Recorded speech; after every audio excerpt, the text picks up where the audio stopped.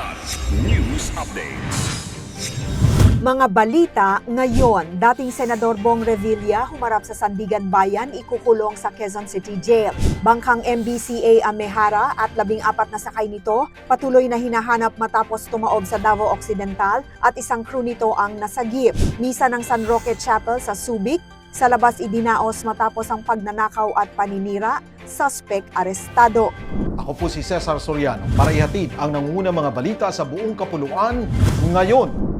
Dinala si dating Senador Ramon Bong Revilla Jr. sa Sandigan Bayan nitong January 20 para sa booking at pag-issue ng commitment order matapos siyang sumuko kagabi sa PNP kaugnay ng kasong malversation sa umano'y 92.8 million peso Ghost Flood Control Project sa Pandi, Bulacan. Inatasan ng Special 3rd Division ang pansamantalang pagkakakulong ni Revilla sa Quezon City Jail, male dormitory sa Payatas, sa halip na sa PNP Custodial Center dahil sa kakulangan umano ng pondo at tauhan ng pulisya para sa high-profile detainees. Kasabay nito, humarap din sa Sandigan Bayan ang mga dating opisyal ng DPWH Mimaropa na sangkot sa umano'y substandard 289 million peso flood control project sa Nauhan Oriental, Mindoro para sa pagpapatuloy ng kanilang bail hearing.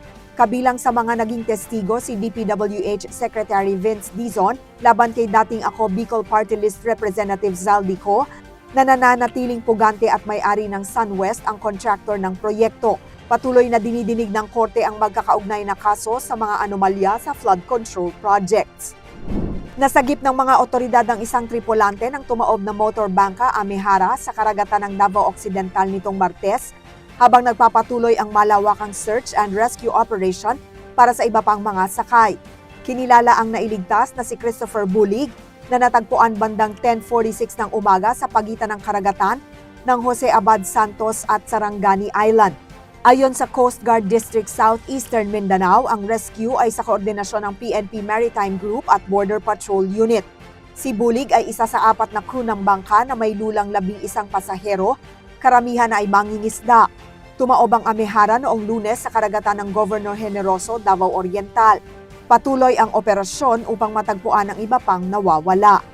Arestado na ng Subic Bay Metropolitan Authority o SBMA Law Enforcement Department ang lalaking responsable sa panloloob at paglabastangan sa San Roque Chapel na naging dahilan ng pansamantalang pagmimisa sa labas ng kapilya noong Linggo, January 18.